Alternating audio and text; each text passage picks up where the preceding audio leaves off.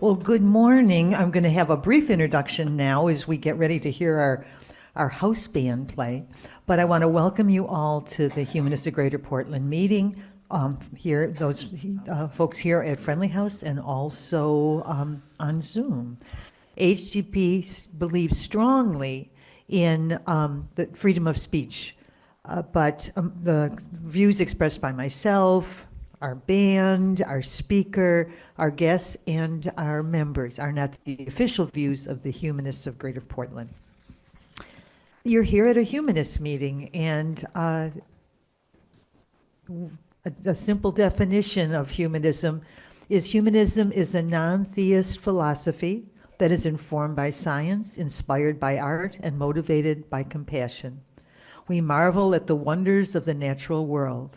As humanists, we strive to lead meaningful and ethical lives using reason and empathy to guide our decisions. We recognize the fact that this is the only life of which we are certain. Even though it is often difficult, as humanists, we strive to live by principles of social compassion that contributes to the well-being of all people and all other living creatures who share this world. We're going to have our last song well, it won't be our last because we're going to end with music too. But Pete and Paul and Mike are going to do, which is fitting for our meeting about finance, is You Can't Buy Me Love. So. Yet another song we've never done before. Can't buy me love. Can't buy me love. I'll buy you a diamond ring, my friend, if it makes you feel alright. Get you anything, my friend, if it makes you feel alright.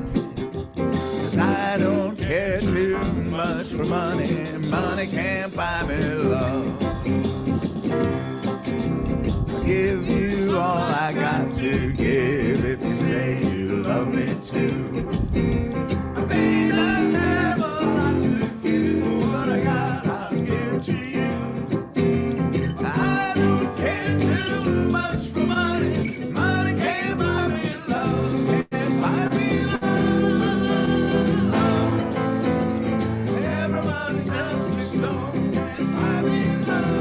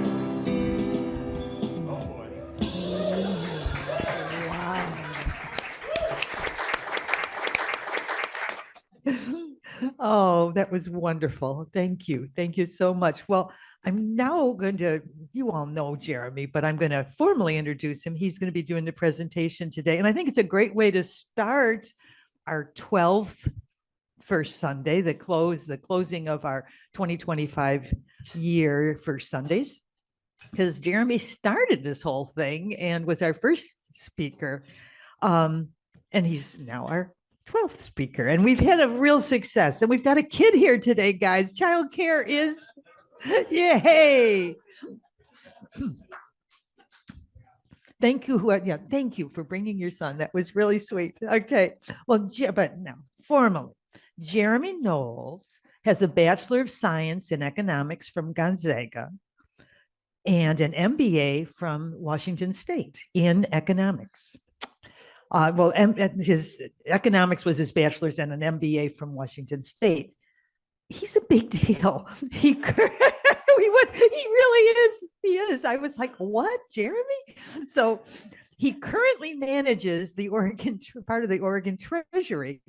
And that's a big deal, Jeremy. And you're a great person to come and talk to us about finance. He'll be talking to us about finance today. And thank you. Thank you for all you've done this year, brought the energy back. Look, I mean, we were rocking just a few minutes ago. We weren't rocking a year ago, and we're rocking today. So thank you. And I'm going to turn it over to you. Well, thank you for coming out today, everyone. I know that this can be a difficult subject sometimes. If we want to, I guess, pull up the slides. Yeah. Yeah, well, we're going to start with the game. But while you're doing that, that's good. So the topic today is about personal finances. It's about how to get rich and the scams and risks holding you back. We're all getting rich. You know those sayings that they're like, oh, I want to be in the top 1%, and more than half of people think they can be in the top 1%. Well, mathematically, that can't happen. But you all mathematically could get rich. There just are a lot of things holding you back. And we're going to talk about some of those today. I want to give this a little preface of, I help to analyze risk and manage the pension fund for the state. Doesn't mean I know everything about finances. I have an MBA. I don't have a certified financial planner. I'm not a CPA, not an accountant, which means I don't know your specific tax issues. The reason why they call this personal finances is because it's personalized to you. So what's going to matter most to you? Only you can really decide that. But we're going to talk about some things. I can't give you specific investment advice, but I can help you figure out the questions that you need to ask to know how you're going to invest for your future. That's a little bit more of what I can do. So it's going to be maybe a bit more of a high level than necessarily what you are going to be arguing over the dinner table about in a couple weeks, or what you just argued about last week. But this is something that's on our minds pretty much all the time. The number one reason that people fight, and usually the number one reason why people break up, has to do with finances. Now, that's a very loaded idea, and we know that because finances bleed into everything that we do. But we just heard the song, money can't buy you love. So is it all about money? Maybe. Yeah, right? Kind of, maybe. We're going to talk about that a little bit more today, but I want to start things off by showing that you already know so much about finances. When I talked a little bit some months ago about economics, we already pointed out then, you already know so much about economics. This is something that's in the news every single day. You're probably reading about it every time you look at a paper. It's in most of your books because it does just play a role in everything in our lives to some extent. Now, beginning of the year, we played a game called Catchphrase, and that one had some set words that people would kind of pass around. It was like a hot potato game. This time, I wanted to make sure that I cook the books a little bit so we know what the words are going to be. And these are all financial people or terms or concepts. Some of them you might not have any idea of what they are, but you might know the word in another context. That's fine too. That's what we do in finance, is we usually piggyback and take fun words and then we make them more highfalutin and confusing, and that's why we have good job security. So I'm going to need some volunteers. I'm going to pass this pile around. I'm going to give you 1 minute to try and get the group to guess as many of your words as possible. You can gesticulate, move your body in whatever we want, or just say the words. You can't say the word that's on the little card. But if it says banana, you can say yellow fruit. That's fine, something like that. But if it says a person's name, don't say their name, but you can say who they're married to or what they do or how they got rich or what they make you feel. Those are totally fine things. So I'm going to give people 1 minute. We're not going to spend too much time on this. I think you're going to fly through these. There's 27 in here. I think we're going to knock them out as a group together in just a couple minutes. So I needed a starting volunteer who wants to get things going. All right, perfect. So you've never seen these words. He's going to start describing the word to you and just pull up. Yeah. All right. And then people are just going to throw out words, throw out names, try and guess what it is that he's describing to you. Okay. Here we go. Mike, lead us off. Hey, no worries about money. Elon Musk, Bezos? billionaire, 1%. Bill Gates. It's okay to spend. Security, financial security. Oh, close. Close. Oh. What'd you say? Financial security? Like Oh, so close. Homeland security. The first word's correct. The second word. Freedom? Freedom. Yeah, financial freedom. Boom. All right. And Mike, hold on to the ones that you get right. You just keep those for yourself. Keep a little pile and keep going. Keep going. See how many you can get. Okay. Oh. What you can spend for this week, Budget. right? Yeah. Budget. Perfect. Oh, there's an over budget. Communism bad. Blank. Good. Easy. Thank you. All right. Next. Who's up next? You saw how well these went. There we go. Perfect. I don't know if I can live up to his. Oh. I'm watching a lot of whose line is it anyway. There you All right. Give it a go. Lori. Okay, multiple avenues to financial freedom. Multiple. Diversify. Diversify. There's diversification. Diversification. Diversification. Okay. Same.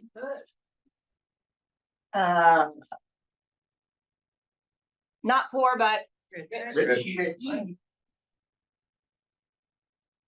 lost your job. Unemployed. Jobless. Laid off? You got laid off.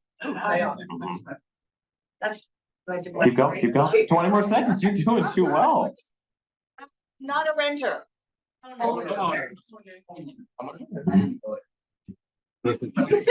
a boat on the end. Trailer? Homeowner. Motor. Motor. With the word like both. The word. Yeah. I didn't want to cheat, guys. Putting your money into various Investments. There it is. All right, time. Okay. We got to pass the bag. Who's ready? Who wants a bag? There we go. You're a natural. All right, go. Too many game shows as a kid, probably. Okay, this is when you're thinking about something but you don't know. Uncertainty. This is Speculation. yes, it's speculation. Yeah. Guess out. When you lose all your money, you go through a legal procedure. Mhm. Oh, what you do in Vegas? That's a clean answer. Good job.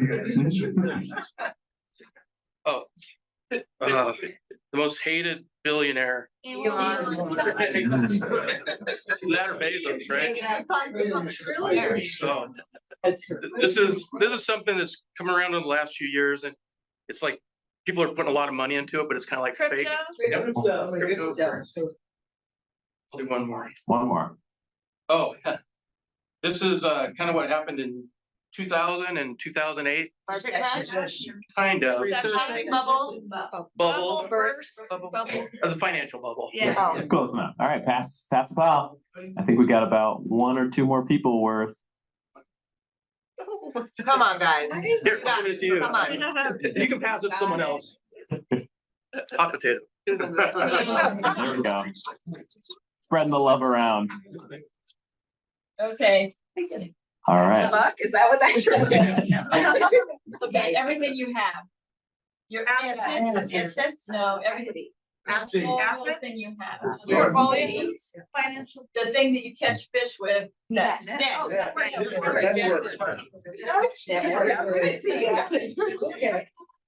Okay, I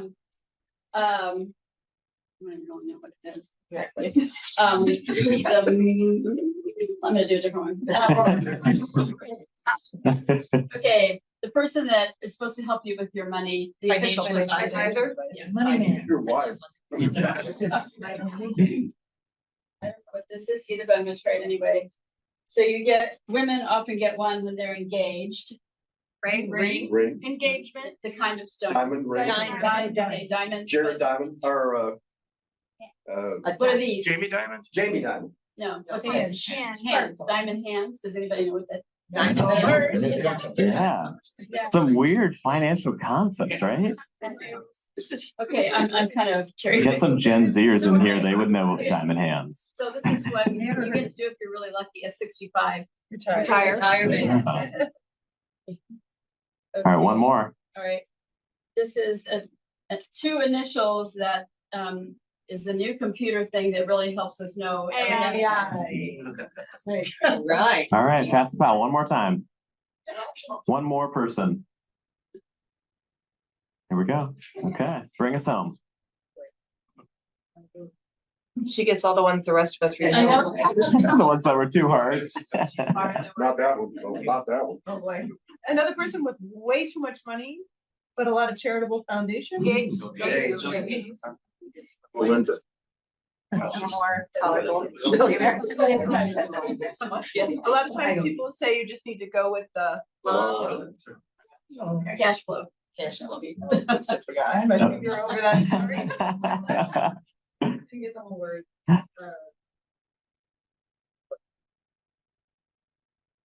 When I can do it. Split up. Yeah, that's fine. Yeah, I'm gonna say, let's see what we got. Okay, if you sell some stock for investments, you have to worry about Capital gains. yes. Yeah. No capital loss. Oh, boy.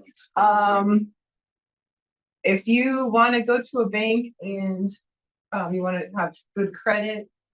Credit score. Yeah, score. There's more than that. It's an acronym in front of score. Oh. FICA. Yes. FICO. I guess what was fine here. What's it keep going? One more. Your financial net worth includes these. Your children. Marbles. Assets. Portfolio. So there's only two left. Only two left. Wow. Let's pass it on. Let's see if we can get up real fast. Yeah. Oh, Jim's gonna do it. Yeah, Jim, get the hard ones. Everyone else passed on those. Let's split 'em up. Oh. Oh. I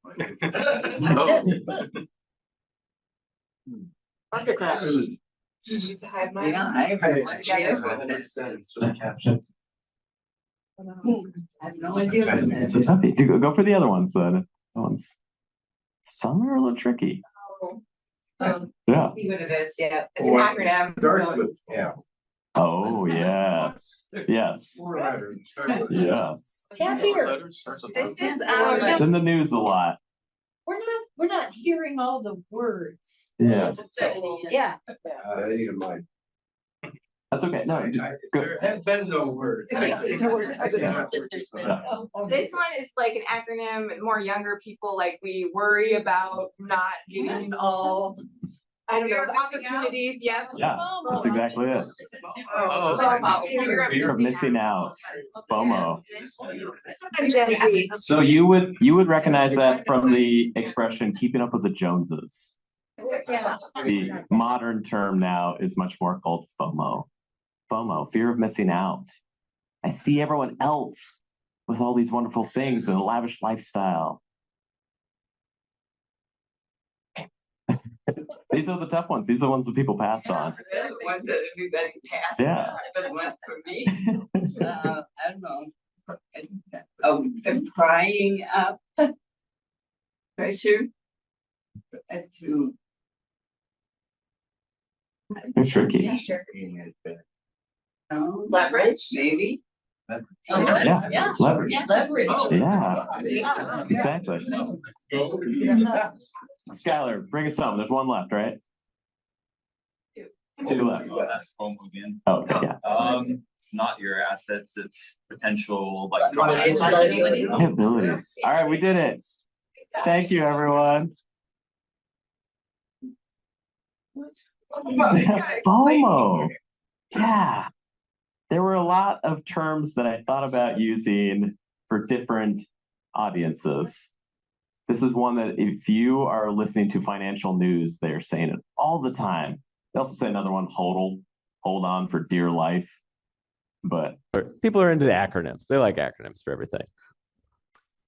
We had a few in there that I just want to cover just so that we're kind of on board with, and I'll talk about a lot of them throughout the presentation. The reason why I did all those words is at some point, we're basically going to talk about all those in some form or another today. So that kind of gave you the preview of what's coming, which means you already know most of the information I'm going to talk about.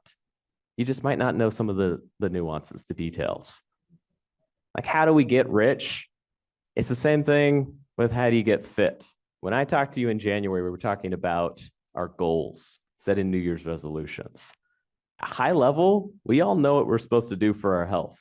Sleep more, reduce stress, exercise, eat whole foods. Same thing with savings and investments, right? It's like save more, invest more. But then after that, we sometimes get a little stumped about like, what do you do more for the specifics? Or what do I do for me? Like, what if I'm allergic to a type of food and you keep saying that one thing is a superfood? Well, what if I don't want to invest in, your cousin's new cryptocurrency, right? How do we get rich? How do we get rich quick? I mean, that's what, when you ask the question, how do you get rich? It's always in your mind afterwards, quick. Because that's what's implied, right? Throw out some ideas. How would you get rich? I love it. Ooh, a really good one is just being born rich. Yeah, generational wealth. That'd be real easy, wouldn't it? What else? Win the lottery. Yeah. Did you know that most people that win the lottery and go bankrupt? Yeah, it's almost as if like if you got super fit without any of the work or effort or without any mindset of how to like keep the health, you would lose it. Well, that's the same thing with people that like get a ton of money by playing sports or being a musician with a one-hit wonder. If you don't have anything that has any sort of staying power built up around it or any wherewithal to keep it once you've got it, it just drains through your hands. Okay, what else for getting rich? There's got to be something else. Cryptocurrency. Yes, of course. Yeah, penny stocks. Yeah. Insider trading. Yeah. It's against the law, but a lot of people seem to do it, right? Pyramid schemes. Yeah. It works great if you're at the top. Theft. Yeah. Just steal it. Someone else has the money. You take it, right? Oh boy. Helen did say, what was that? Started church. Yeah. Funnel money. There's some mega churches that have a lot of money. Those people fly on private jets at big houses. Yeah. Right? Well, yeah, exactly. Yeah. Get elected. Well, so I got a few ideas in here. Maybe they bring up some memories of the past or some weird ones from the current present. But I remember there were big crazes of people trying to make money off of like selling dolls or memorabilia, baseball cards, any of that sort of stuff. The big ones now, though, are more on that cryptocurrency side. Also, this is like the new Beanie Baby. I don't know if people have heard of this, Labubu's. They came out selling for hundreds of dollars, and then people will try to sell them for thousands of dollars. It's a thing. Talk to your grandkids, talk to a neighbor kid that you know. This is the one that I'm a little more worried about. So when people want to get rich, or they feel like there's no hope for the future, or don't have a plan for the future, this is where they go. It's gambling. So sports gambling and prediction market gambling is legal in basically every state, and you can do it on your phone. I thought about posting some of the things that you could bet on, but they were pretty ridiculous. You could, yeah, you can, yeah. It started a long time ago. It's not like gambling is new. It's not like it was just invented recently. You've been able to gamble on sports for a long time.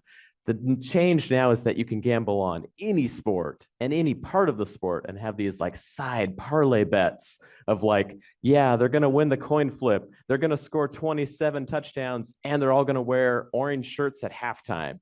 There's just very random, obscure things. But if you win, you'll make $1 million by betting $4 or something. And I don't know if you notice this when you're watching TV or YouTube or any of your apps. I am bombarded with sports betting and prediction market apps now. There are so many advertisements for this on everything. Yeah. Oh, yeah. It was big in the news. Even the sports teams themselves are betting on their own teams, which it's not like this is the newest thing, but it's just so easy for them to do. You can just pull out your phone, place a quick bet. Betting is one of those really dangerous things because if you have a problem with something else, maybe it's substance abuse, maybe it's, finances, there's going to be some signs people are going to start to notice if you're around others. Gambling is one of those that you can get in really deep, really fast, and people won't know until it's way too late. So these are some potential issues. Oh, this was the other fun one. I don't know if people remember NFTs. That was like flash in the pan. These little monkeys would sell for thousands and sometimes millions of dollars. Celebrities got really into them. It's a picture, but people liked them. I don't know, right? Maybe I'm getting old. The tulips. That was back in the day. So what are some potential scams? What are some risks that we need to worry about? So, I mean, the obvious ones out there of like literally just fraudulent activity, people just lying to you, catfishing, sending you scammy texts or emails trying to steal your money. But maybe some that seem a little more legitimate. There's a business, they pay taxes. What are some actual legal scams out there that we have to worry about? Things that are going to hold you back or take your money? Amway. Yeah, Amway. Okay. Yeah. So MLMs, pyramid schemes. Yes, they can have legal entity structures. A lot of them still exist today because they sell you this notion of work from home, work for yourself, be your own boss. Yes. Timeshare. Oh my goodness. How do you get out of a timeshare? Oh, yeah, it's very difficult. So it seems great, but it's like, do I always want a vacation to that one spot in Reno for the rest of my life? And a lot of the contracts are set up so they follow to your children. So there's no way to get out of them. What else? Yeah, no. Yeah, exactly. Oh my goodness, that's a whole nother industry now, is the fake companies that are set up that prey upon people trying to get out of things like timeshares. Yes. Yeah. Mhm. Align with yours and not. Yes. I was thinking like even just robo investment. Yeah. Investors. Yeah, the term that you're looking for is a fiduciary. Yes, that's the legal term for it. So fiduciaries, that they have your best interests at heart. If they are not, they are looking to make as many trades and transactions as possible with you because they don't care if you lose money. They're getting paid either way. Yeah, that's great. Yeah, so it's like one of those that's like kind of scammy. And same thing with MLMs. Like I've talked to people that have made lots of money being in MLMs. Like, or if you really enjoy the products and you like selling them and buying them at a discount yourself, it's like, then that's great. So these are a lot of ideas that are kind of like on the fence or we're not quite sure. It's not just like outright fraud. Yeah. Now because it's being propped up by Yeah. parents. We're gonna talk about that one a little bit. Here in a sec. I want to build up to it a little more. So these are a few that I just came up with. Some of the biggies. We talked a little bit about the gambling side of things. You can gamble on how long you think politicians are going to live. You can gamble, which then creates a very strange incentive structure of preventing people from living, right? Which is a very dangerous world I don't want to live in. You can rent your paycheck or your social security check. That's what these payday loans can be.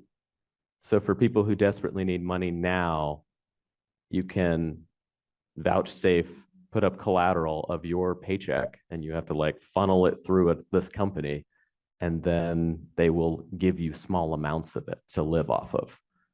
Now, how do you get to those points? Like, you got to be pretty desperate for that, right? Yeah. So we got to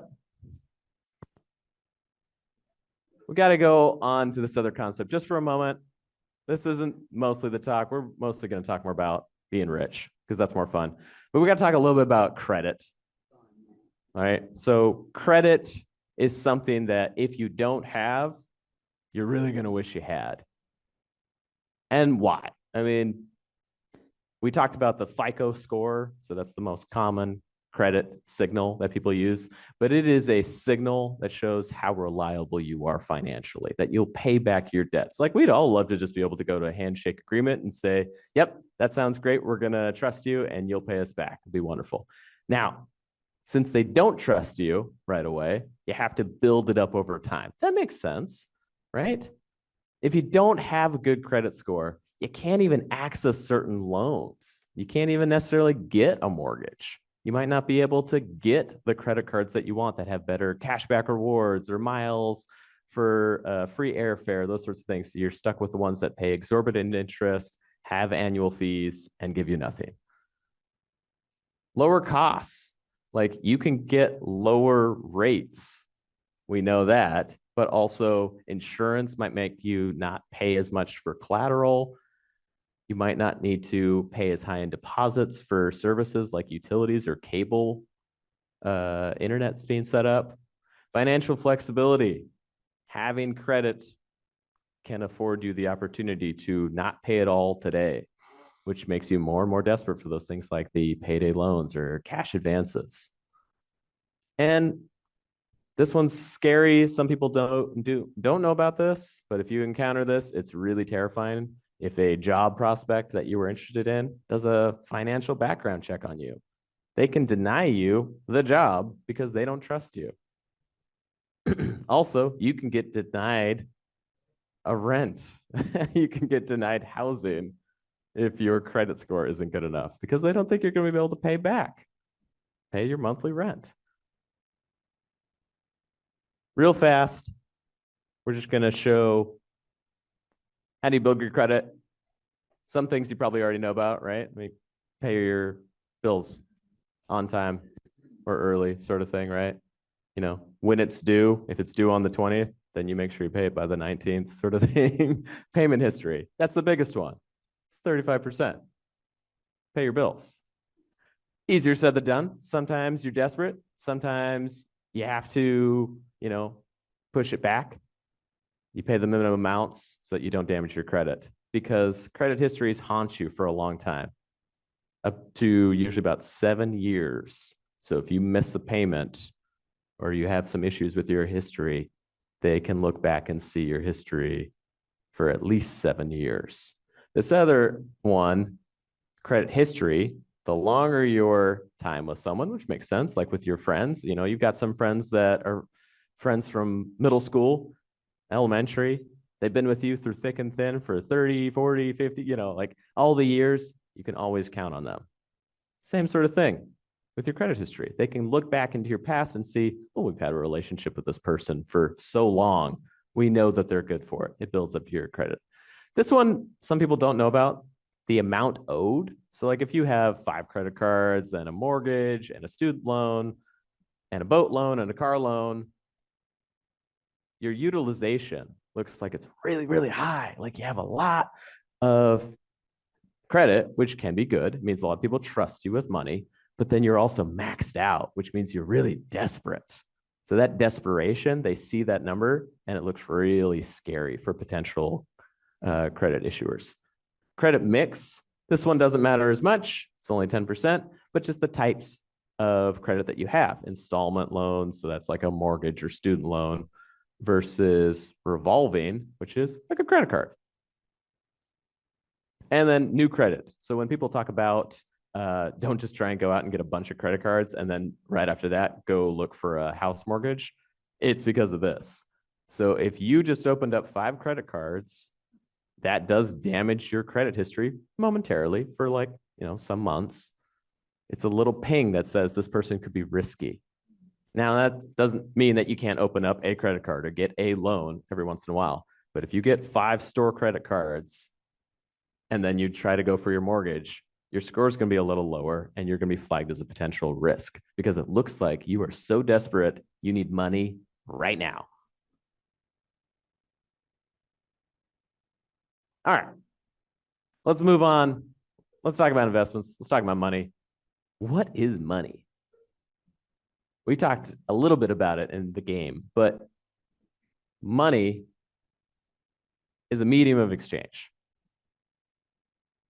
Like we have had ways to barter in the past. It's not as convenient. I don't want to have to do those transactions. I don't want to have to go find someone, the barber. I don't want to pay him with the sheep, and I don't want to get the bushel of corn to trade for the for the sheep and then for the shearing of myself. It's just a lot simpler if there's just one agreed upon item that I can exchange. And most importantly, it's a store of your value. I mean, having sheep, having corn, any of those services, having, chairs made, those would have been a store of value. But this is a good, reliable store of value that's not going to expire. It's not going to rot. I mean, you could say things about like you might lose it or, someone could steal it, or those are all well and good risks and fears. But it's a store of value that we know holds that value over time and doesn't fluctuate drastically. You could say at some points it does seem like it loses its purchasing power, but you need it to generally hold its value. Like it's when you hear the hyperinflation stories of people like going to the store with a wheelbarrow full of money to buy a loaf of bread, that's terrifying. And that's oftentimes what causes like wars and upheavals. Different forms. I just wanted to do this to be succinct. I know some folks like to talk about specie era, the gold-backed, silver-backed dollars, certificates even of money. You can have that system. A lot of places do it to some extent. Fiat is what most countries use now, and that's just the government backs it, says this is good to go. We support this dollar. We support this euro. We support this yen, whatever that might be. And then the new one that's kind of taking place, I mean, we've seen it for some years with bank deposits and payment apps. That's the Venmos, the cash apps, the PayPals. It's transferring money. I mean, a lot of people nowadays, especially people under 30, don't use cash. I have gone to farmers markets where they take crypto and that's it. It's like crypto and, like some Venmo app or something. And like, no cash. They don't like it.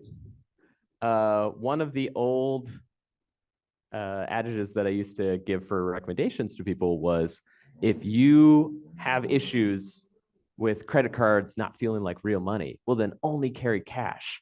Well, now, unfortunately, that's gone the other way. And the new trend is Gen Z people, for the most part, if they have money, they just spend it. They get rid of it because they don't think it's real. So my old wisdom is no longer valid in the modern era on that front. But this new one that's kind of coming out, and a lot of folks could debate it, is cryptocurrencies. Now, a lot of people think that can be a great asset, can be a great investment, and can be a currency. But I don't think it's really good for either of those two main definitions of what money is, because medium of exchange, I don't have a crypto wallet. Who can I just like swipe a card to do it at bank payments at stores? Some stores do now allow this, but very few. Store of value. Crypto can go up 100% by tomorrow. It could drop 90% while I'm talking. So that's not great. That's wheelbarrow full of cash, or it's $1 buys a house. I don't understand how that works for a store of reasonable value. So are cryptocurrencies money? Maybe someday. I don't think they fit for it right now. So why do we want to invest? Who cares? I got all the money I need, right? Maybe, but wouldn't it be nice if your money worked as hard as you did? Maybe even harder, because if you put it into the right things, it's constantly working. It never stops, never takes a break, no vacations. Good job, money. Power to you. If you want more money, you got to make your money do something. You can bury it in the backyard. You shouldn't invest if you need the money tomorrow. If you need all that money, you shouldn't be putting it away into something that might take years to pay off or to give you some reasonable return on your investment. So you need to have time to be able to sleep at night. Like if you're putting all your net worth into the stock market or into bonds or into cryptocurrencies, it might terrify you. Like maybe you won't be able to rest because you're worried it's all going to go away tomorrow. Also, don't bother until you have a little bit of money saved up. Now, that's really rich of me to say, right? It's like, don't invest until you have some money. Yeah, unfortunately, that's kind of true because half the country can't afford a $400 emergency expense. So if they take their money and they gamble or they put it into crypto or they even try to invest, even if it's investing in good things, it's like investing in some things means that sometimes it takes a little bit of time for that to pay off or time to get the money out. If your car breaks down or your fridge breaks, you will need some funds. What that amount is, we can debate it. Some people say it's a month's worth of expenses. Sometimes it's 3 months, 6 months, 12 months of expenses. You need to figure out what will make you feel safe and which gives you the comfort to be able to handle investing and taking time to invest. But yeah, you got to have some emergency fund, rainy day fund, preferably set up in a high yield savings or checking account. So you're actually making a little bit of income off of it. But yeah, you need to have something set up. And then also, if you have payday loans, if you have store credit cards with exorbitant, 25, 30% interest rates, there's no investment out there safely that you can invest in that will beat just paying those down. If you pay down a payday loan or a cash advance loan, those can have hundreds of percentage points in interest. So there's no reasonable investment that you can do that will beat just paying those off. So we have to establish that from the get-go. All right. Moving on. How to know how to invest. Well, here's the basics. You need to determine your risk tolerance. We talked about this a little bit before of like, how can I sleep at night? Sometimes this means you put some things into CDs, bonds, treasuries, things that are like set. I know what the return is. I know the timetable when that money is available. I can rest easy because I know that I have that money coming. Or I have some money set up in a high yield savings or money market funds that are like set up and they're safer and they're easier to access. And then I can determine if I want to invest in other things down the road. Now, in this audience, we have some folks that are in the working, earning phase, and we have a lot of folks that are in the harvesting, retirement phase. So establishing your time horizon. This is why I can't say like, go invest in, Bitcoin tomorrow or go get Tesla. It's because our time horizons are very different. For folks in their 20s and 30s, they're looking at 40 or 50 more years before they might be harvesting and retiring, any of those sorts of thoughts. Also, if you're investing for different purchase items, like you're investing for a trip, if you're investing for a house, investing for a car, that's a different time horizon than investment for retirement for many years down the road. Also, if you only soft retire, partially retire, like if you retire mostly from your job, but you still work a part-time job, so you still get insurance, or so that you still get some spending money or have a little bit coming in for your cash flow. That looks very different from a full retirement. Now, a lot of folks young folks these days, they want to do what's called FIRE, which is become financially independent or retire early. That means you have to generally have a lot more money saved up a lot sooner. Or it means that your cost of living is extremely low. Also, these things are going to change. I didn't really want to talk about them too much, but utilize whatever tax advantage accounts are available to you. They're good for now. They are constantly being bombarded and changed and might go away in years to come. But at least for the time being, we have things like HSAs, 401ks, Roth IRAs, those sorts of things. Utilize whatever is available to you. They are constantly being updated. The limits that you're allowed to invest in them is being updated, but some of them allow you to grow tax-free for certain periods of time, or for certain investments, or for child savings plans to be able to go to educational opportunities. Like, utilize whatever is available to us, but banking on them being around in the future is not guaranteed. Seek advice or help as needed. So same thing with if you're trying to get your personal health under wraps, you talk to doctors, you talk to dietitians, right? Sometimes, maybe you should, maybe you haven't, but if something hurts or something aches or you know there's a problem, you wouldn't just say, well, it's probably fine. Or I wouldn't just Google it because it always says I have cancer, no matter what you Google, right? It's like those symptoms might be a tummy ache or cancer. Thanks. It's the same thing with your finances. If you have no idea where to start, I mean, I would consult with the wisdom of crowds on this one, or talking to a financial expert is sometimes necessary. RJ, you talked about like talking to someone who actually has credentials, maybe has your best interests at heart, a fiduciary, someone, yes, you may pay for their services, but they're going to give you the best advice, you know, the advice they would give to their own mother, sort of advice. Like, this is what I believe will work, and this is what I went to school for and took lots of tests for. Think that works. So these ones are kind of simple and just kind of put at the end, they're little platitudes, right? It's like, well, if you need more money, just get more money. Increase your earnings. But I should say those because that goes back to you're retired, but I need more money. I'm on a fixed income. Can you get a part-time job? Can you do some sort of online services, or can you help some folks for some goods in kind or for some money on the side? Like, it's sad when you think about it. Like, you worked your whole life, you were promised all these things, that retirement would be so grand, and then you can't afford to live, or that insurance is too expensive, and that you need to think about that concept.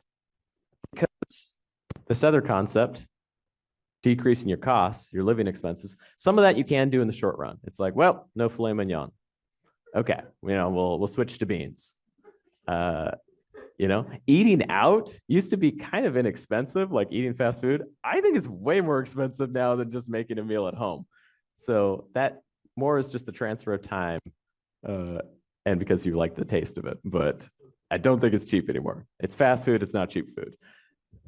So decreasing costs, some of that you can do quickly. Some of it is maybe you need to move in with someone. You need to have more roommates. That's more long-term planning. Maybe you need to move into a cheaper living situation. Maybe it is that you don't need to have your car anymore. You only drive once a month. So then you can just carpool with people.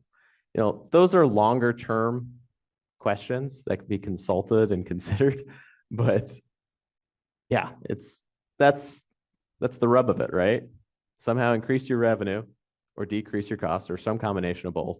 And whatever the difference is, should be going to your investments. Like, once your emergency fund's set up, once your big debts are paid off, it should be going into something that's going to be working for you. Any money that's just sitting around is losing value. Any cash you have in your wallet right now, it's losing value. Anything you have at home, anything buried in the back, it's losing purchasing power. So this concept of inflation we hear about all the time, what it means is it's eroding your purchasing power going forward. Some inflation is good, because if you have any debt, that means it's eroding the debt that you have to pay back too, because your money theoretically is growing faster, or to some extent growing faster. Now, a lot of people would say, and my generation definitely feels stilted on this one, is wages have not kept up with the cost of housing, the cost of education, cost of healthcare. That's true. So we have to work harder and smarter to make our money work harder and long-term for us. Cut out that avocado toast. Cut out the avocado toast. If you had avocado toast, you could afford healthcare. You could buy it. Don't buy another phone. All right. Just a quick rundown of things that you might invest in. I am not saying that one is better than another. I think that most people should probably go simpler rather than the complex stuff. If you can't understand it or talk your friends or parents through it, or a small child through what this is, don't know if you should own it because it might be too difficult and someone is trying to swindle you. They get a large commission for trying to sell it to you. Target date funds, it's the quickie of the set it and forget it. They have a little bit higher expense rates than some of these other items because they do all the planning for you. You say like, I'm retiring in 2070. So it starts off as a very aggressive in the market portfolio. And then as you get closer to your retirement age, it transitions on its own to safer, more stable bonds, treasuries, cash. Low cost index funds and ETFs. If you had to just narrow it down to one thing that's probably going to make you rich, it's probably just investing in things like that. Now, there are more mutual funds than there are stocks because you can do combinations of different stocks and bonds for your mutual funds. So what to actually own? That's a question. I prefer buying the whole haystack rather than just buying the needle from the haystack and then just tethering yourself to the economy itself. REITs or real estate. So REITs are just a way to gain access to real estate if you can't just buy a house, buy a rental property. So that's buying a large pool of rental properties or houses. Those are great for a lot of people. I don't know if people have been landlords. It's a lot of work. I don't know, as a renter, as a tenant, sometimes things are breaking a lot and then I have to call the landlord and say, hey, I'm sorry, I know you got to pay for this and you're kind of strapped for cash yourself. So buying real estate is not a passive income, as a lot of people like to say. It is very active. I have some friends that have gotten very, very wealthy because of this. They, buy houses, fix them up, flip them, or rent them. Can be a way to your financial independence, your financial freedom. You need money up front, and you need a lot of time, effort, sometimes expertise. But it can work for a lot of people. Traditional, equity market, stocks, yeah, it can work great. But who bought a good stock in the last year? Who bought a good stock in the global financial crisis? Yeah, me too. I bought, that's when I first started buying stocks. I was like, well, the world is falling apart. I've got a little bit of money. It's going to bounce back. Why did I buy Washington Mutual? How could I know that they were going to go under? I was like, this bank's been around for 100 years. Of course it's going to make it. Fortunately, I bought a few other things that did bounce back. I was like, yeah, Ford's probably going to be around a little bit longer. That, like you were saying before, though, feels a little closer to the gambling side because, now that I've studied finance and now that I've worked in finance, I feel like I have a better understanding of what's going to go on in the market. But even still, most active traders lose money. Most day traders lose money. Not just in the short run, but also in the long run. It's not like they get better and get smarter. Warren Buffett, back in the early 2000s, made a bet with hedge funds that there couldn't be a mutual fund if you subtracted out the management fees that would outperform just a low-cost index fund or ETF of the market. So just buying the whole market, the whole haystack, instead of just trying to find the needles in the haystack. He bet $1 million. Nobody claimed the $1 million. If you can beat the market consistently, and there are a few investors over time that have done this, they have become billionaires. And that's usually just beating the market 51% of the time. That's just slightly better than a coin flip. Those are the Warren Buffetts. They are exceptional, but when you ask them how they did it, they said time. It just kept doing it. Treasuries, bond CDs, these are generally considered the lower risk items, but they also then aren't going to give you a big return. Like you're not going gangbusters to the moon, diamond hands, if you're investing in these sorts of things, right? But they're safer. Maybe these are the things, especially when you're in the harvesting phase, when you were in retirement era, you want more of your money to be safe and secure and structured. You know when the money is available. So they have their place. Commodities, especially the big one, gold, especially right now. This year, gold's up, I think 35%. Seems like a pretty good return. Well, a couple of years ago, it was down like 22%. So it's pretty volatile. Commodities can be very volatile, much like stocks. This goes back to the same idea of why are you trying to find the needle in the haystack? Professionals can't do this. Most professionals can't. There are some that can. But are you going to do that? I mean, you have a job or you have hobbies. You have family, friends, things that you want to do besides making this your whole life, trying to find the right items to invest in. And then finally, this is what your nephew, your cousin, your brother has told you about. The new cryptocurrency that's come out, right? Or the new NFT, whatever the new shiny item is. I have friends that have made a lot of money doing this. But that is called gambling. You can make money gambling, but the house usually wins at some point. There's a reason why these companies still exist, because they know that they will win in the long term. A few people win individually or short run, and that's great. They love that because that's free advertisement. But in the long run, this will bite you. It's not to say that it's not a great technology, but it can be problematic.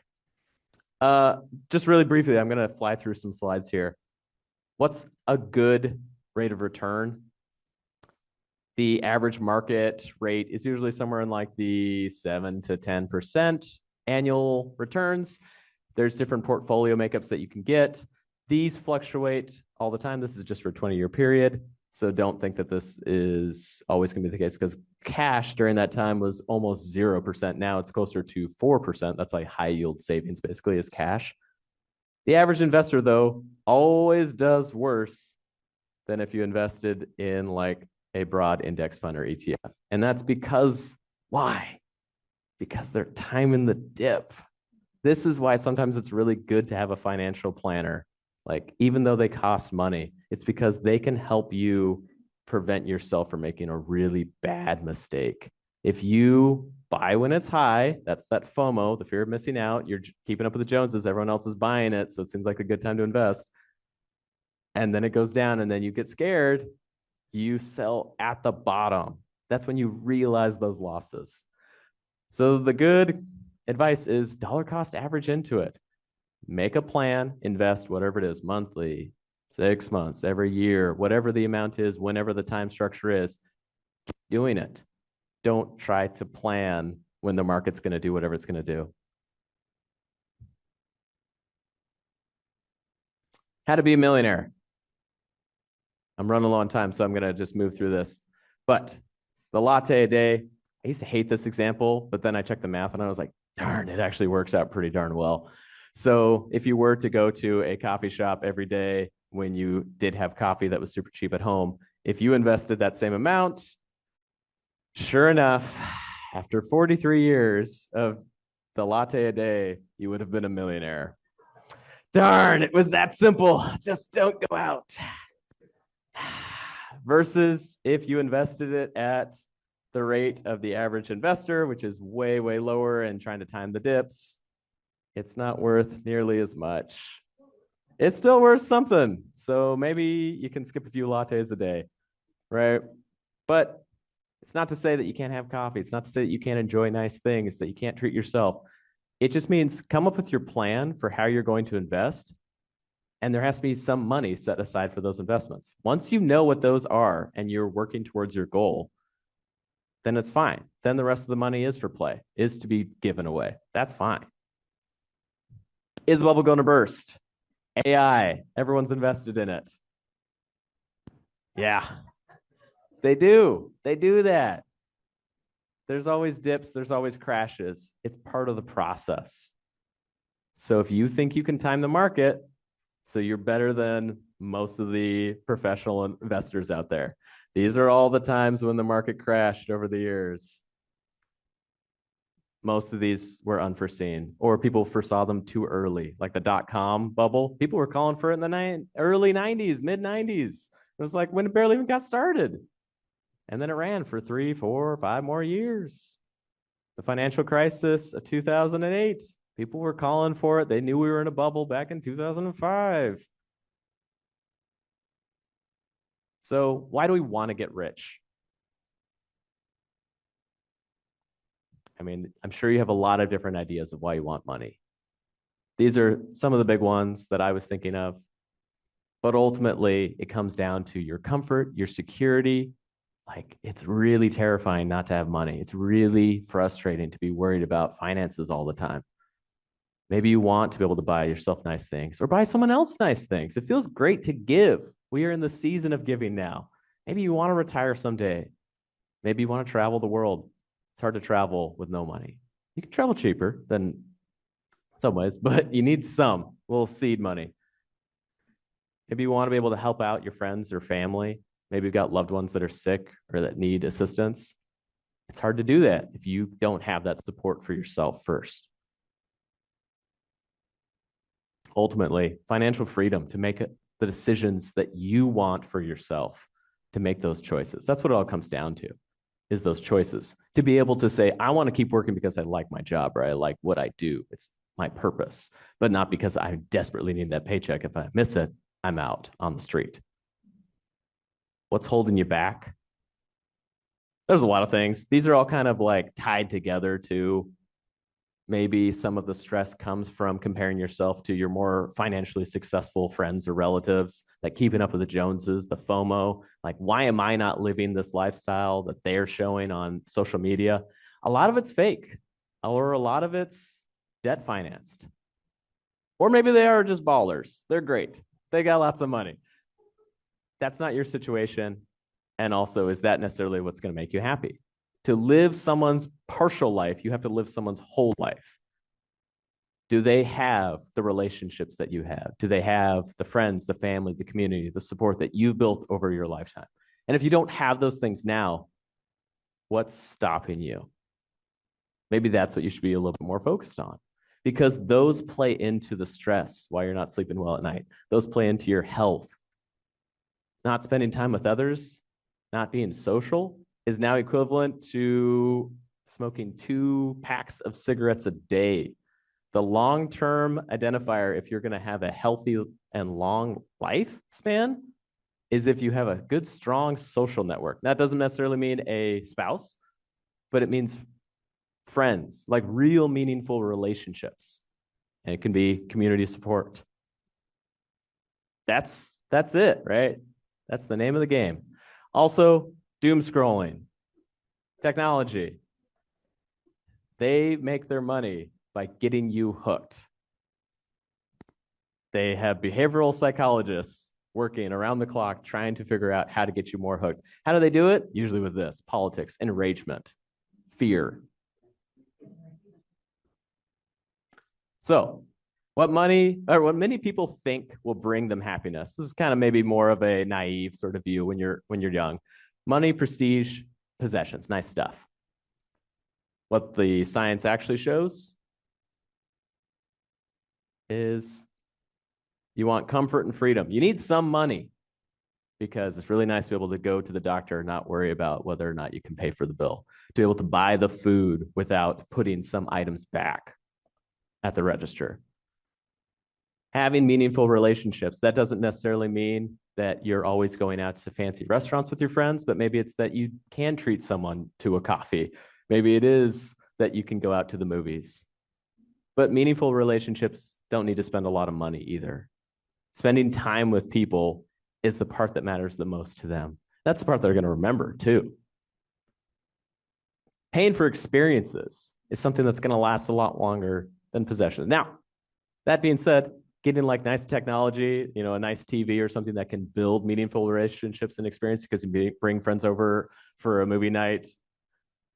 Those can tie in and those can be good things. And also to buy possessions every once in a while, to buy nice art or to buy, a new gizmo or gadget around the holidays every once in a while. If you can afford it and you're investing, you've handled all your debts in other ways, go for it. I'm not telling you how to spend your money, how you enjoy your life, but make sure they're things that are working towards the experiences that matter most.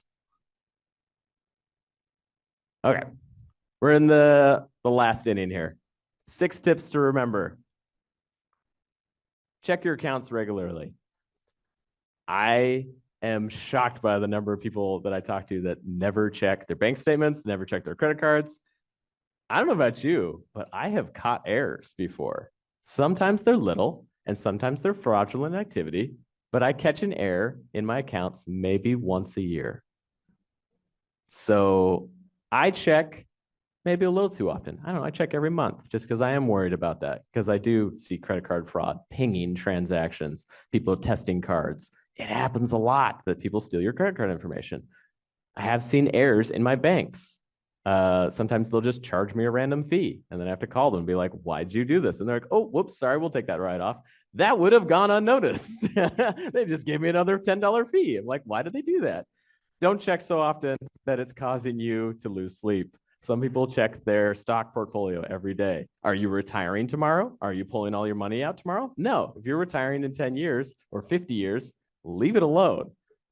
It's causing you worries. If it sounds too good or no one else has learned about it yet, then it's probably a scam or it's just super risky. So this could be for the new cryptocurrency, the new stock investment, the new real estate investment. Just keep that in mind. If it triggers your emotions, fear, anger, the need to protect yourself or your family or friends, it's probably a scam because it's trying to get you to act quickly. So slow down, take a breath, sleep on it, ask other people about it. Trust your gut on this item. Build habits for the long term. So I can get anyone rich. The only problem is I need a lot of time to do it. Yeah. So if you start saving money when you're 50 or 60 and you want to retire by 62, that's going to be a lot harder than if you started saving money at 25 and you built those good habits. So that's not to say that if you're at 60 or 70 and you want more money or more security, that you can't do things to improve your life right now. You have to build those habits. Same thing with your personal health. Like you can start eating better tomorrow. You can start exercising and sleeping better right now.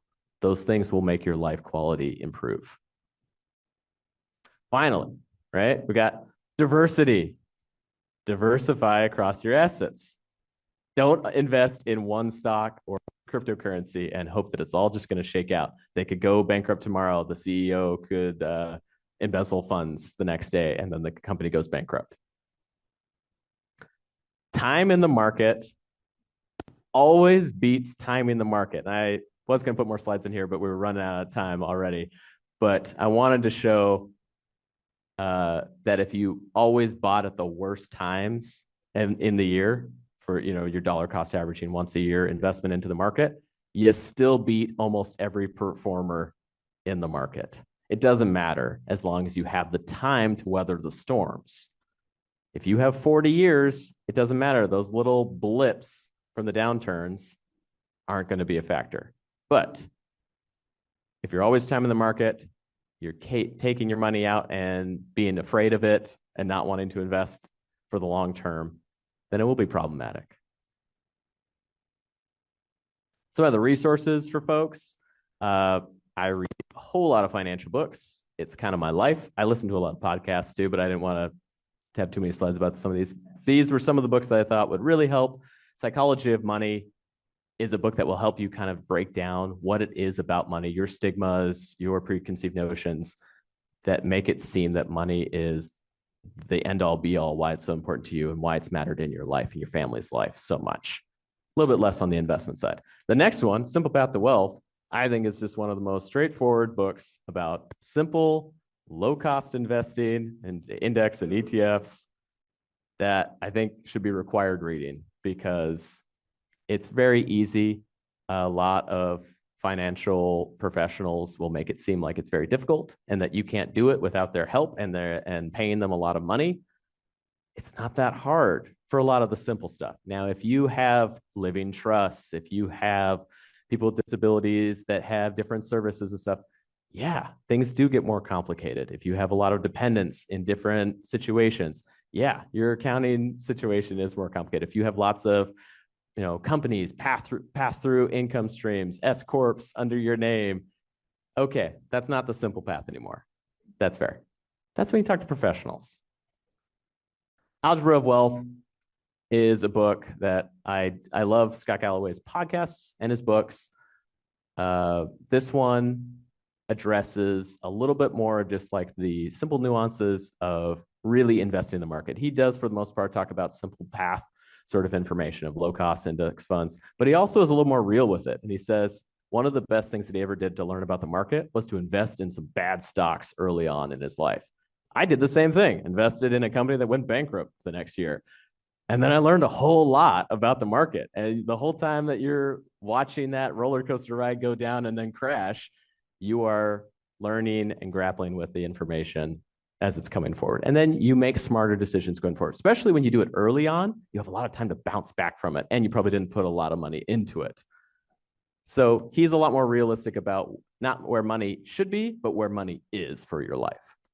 And then some YouTube channels that I think will really break down and simplify money for you. These are some great personal finance channels, Plain Bagel and Ben Felix. They talk about things like renting versus owning.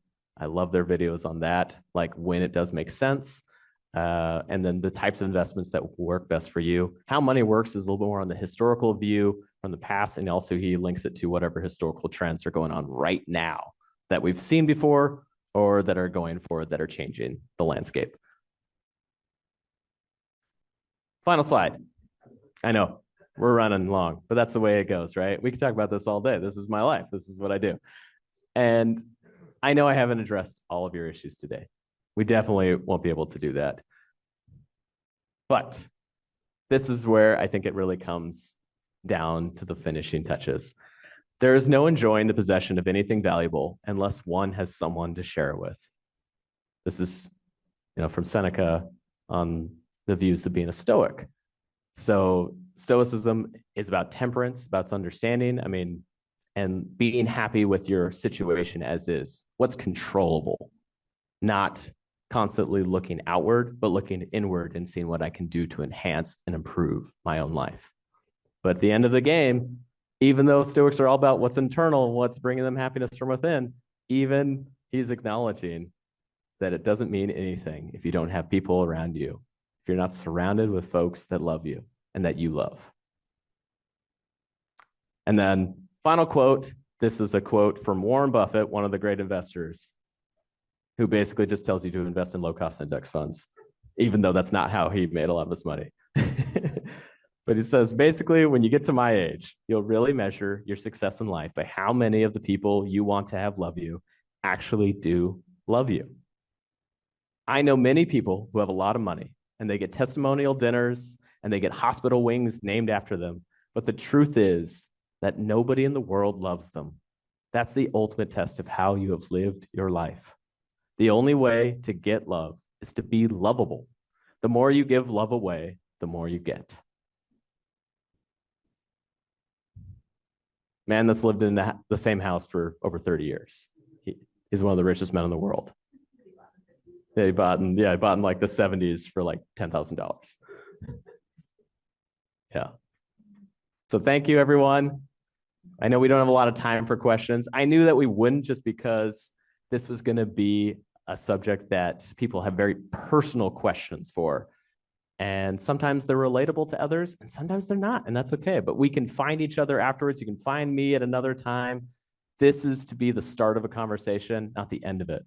People would rather talk about their love lives with their parents than talk about personal finances with their friends or family. This is one of the most difficult subjects in our lives, and yet it's the thing that bleeds into everything that we do.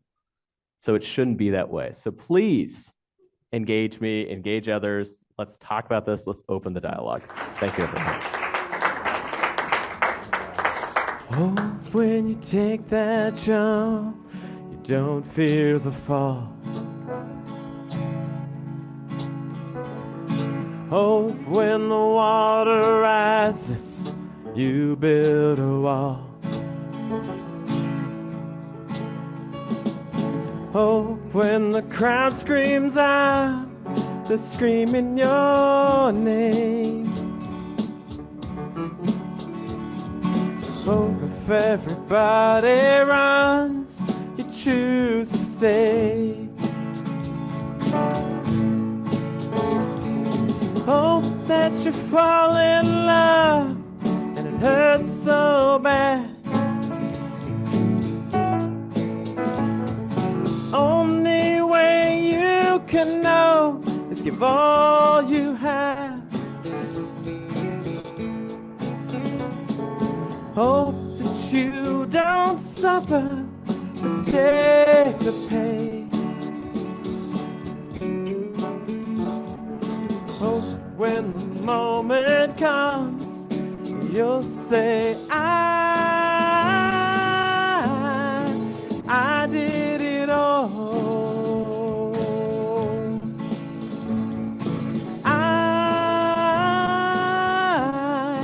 I did it all. On every second that this world could give, saw so many places, the things that I did. With every broken bone, I swear I live. Hope that you spend your days, but they all add up. When the sun goes down, hope you raise your cup. Wish that I could witness all your joy and all your pain. Till my moment comes, I'll say I did it all.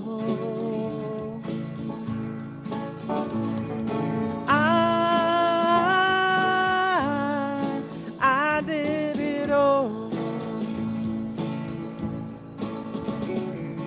On every second that this world could give, so many places, the things that I did. With every broken bone, I swear I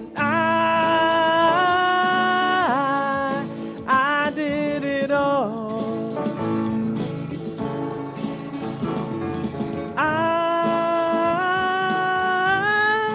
I did it all. On every second that this world could give, there's so many places, the things that I did. With every broken bone, with every broken bone, I swear with every broken bone, I swear I live.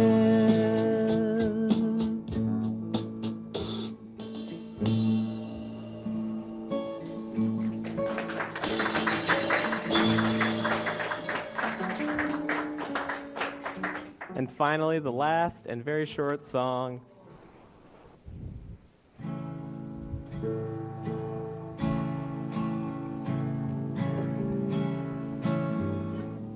I should be in the right tune. It's probably important. If he was worried. Have yourself a merry little Christmas. Let your heart be light. From now on, our troubles will be out of sight.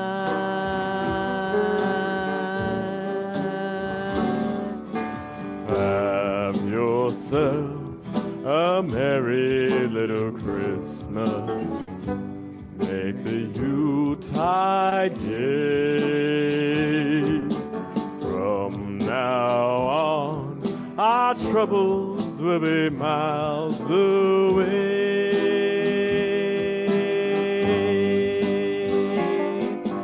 Here we are as in olden days, happy golden days of yore.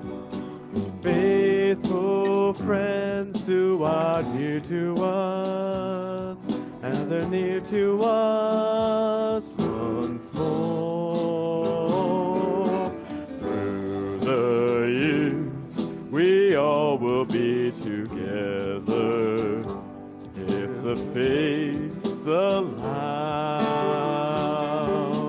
Hang a shining star upon the highest bough,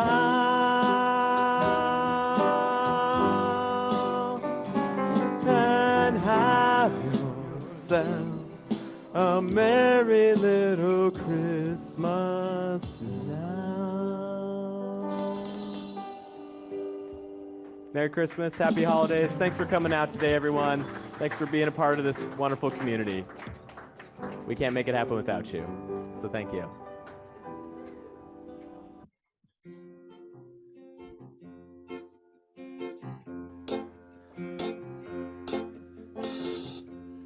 I can see clearly now the rain is gone. I can see all obstacles in my way. Gone are the dark clouds that had me blind. It's gonna be a bright, bright, sunshiny day. It's gonna be a bright, bright, sunshiny day.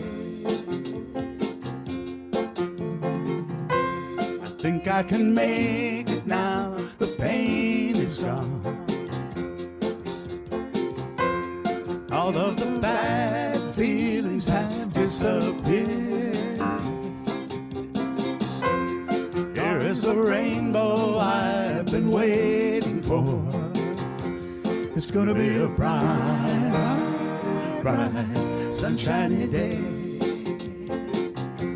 It's gonna be a bright, bright, bright, sunshiny day. Look all around, there's nothing but blue sky. Look straight ahead, nothing but blue sky.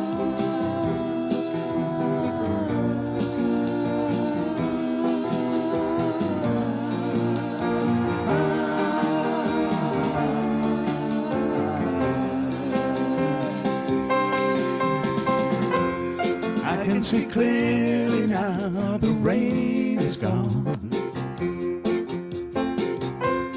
I can see all obstacles in my way. Gone are the dark clouds that had me blind. It's gonna be a bright, bright, sunshiny day. It's gonna be a bright, bright, bright, sunshiny day. It's gonna be a bright, sunshiny day. Gonna be a bright, bright, sunshiny day.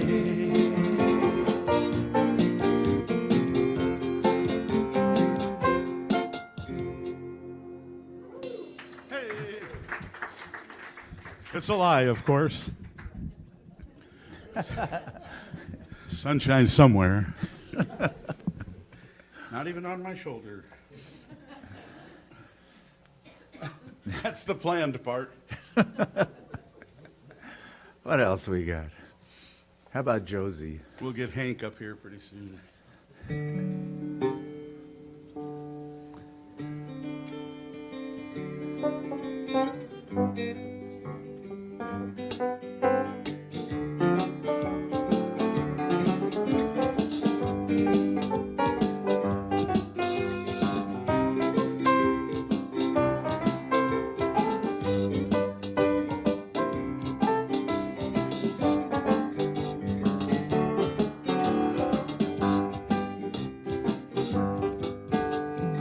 Josie and me, a hot cup of tea, and I miss you. Whenever it rains, it's never the same, 'cause I miss you. Nighttime alone, no letters from home. The world ain't looking too bright, but never you mind. I just need to know you're alright. I went for a walk, and most of my thoughts were about you. The laughter and tears, and what do the years amount to? Learning to love, rising above the casual everyday world. It's you and it's me, it's knowing we both will be heard. The blossoming trees will soon have their leaves, and April is in the air. Wherever you go, I want you to know just how much I care. Living apart, holding your heart, but I'm lonely. Making my way, but needing a day with you only. Taking your hand, walking the land on a day with spring in the air. Lovers in rhyme, taking the time to share.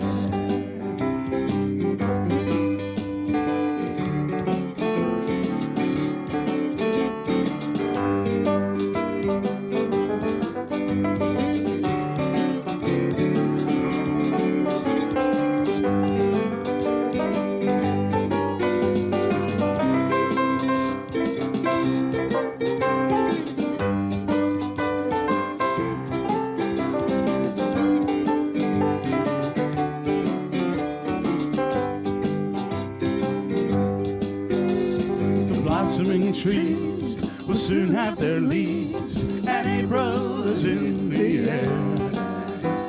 Wherever you go, I want you to know just how much I care.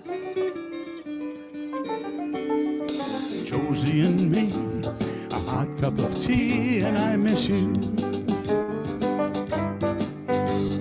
Whenever it rains, it's never the same, 'cause I miss you. Nighttime alone, no letters from home. The world ain't looking too bright, but never you mind. I just need to know you're alright. Never you mind. I just need to know you're alright.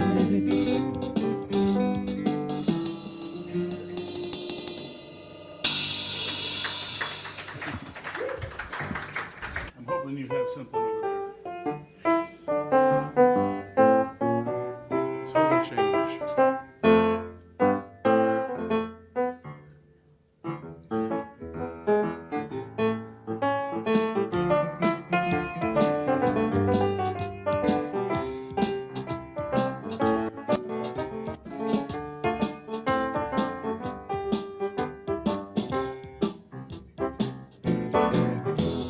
Fly me to the moon and let me play among the stars.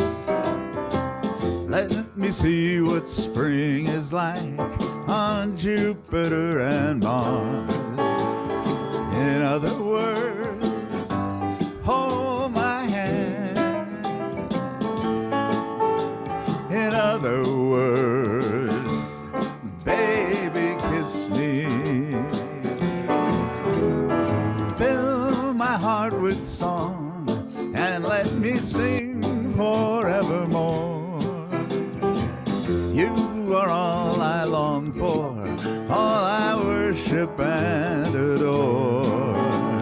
In other words, please be true.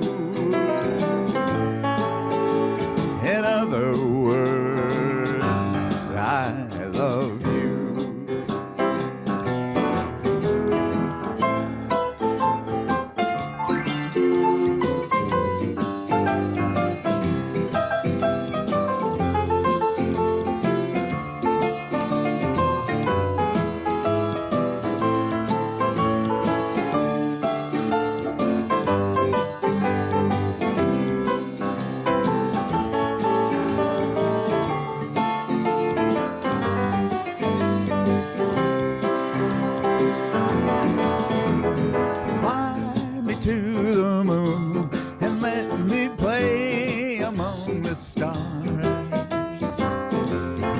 me see what spring is like on Jupiter and Mars. In other words, hold my hand. In other words, and baby, kiss me. Fill my heart with song and let me sing forevermore. You are all I long for, all I worship and adore. In other words, please be true. In other words, in other words, in other words, I love you.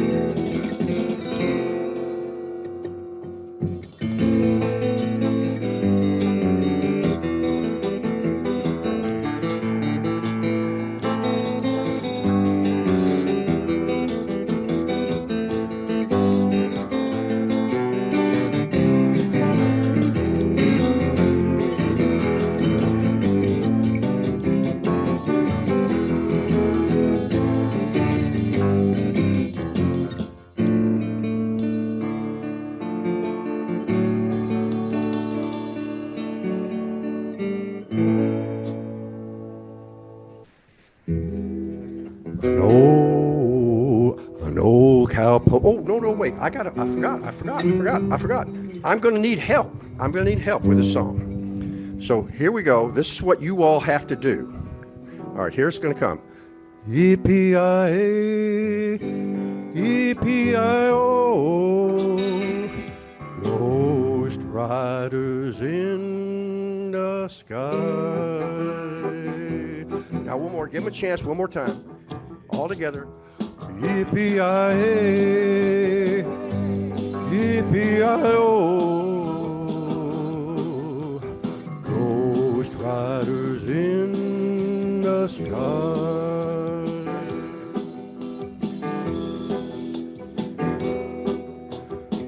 cowpoke went riding out one dark and windy day. Upon a hill he stopped to rest as he went upon his way. When all at once a mighty herd of red-hot cows he saw, plowing through the jagged sky and up a cloudy draw. Yippee-yi-hey, yippee-yi-oh, ghost riders in the sky. Their brands were still on fire, their hoofs were made of steel. Their horns were black and shiny, and their hot breath he could feel. A bolt of fear went through him as they thundered through the sky. For he heard the riders coming hard, and he heard their mournful cry. Yippee-yi, yippee-yi-oh, ghost riders in the sky.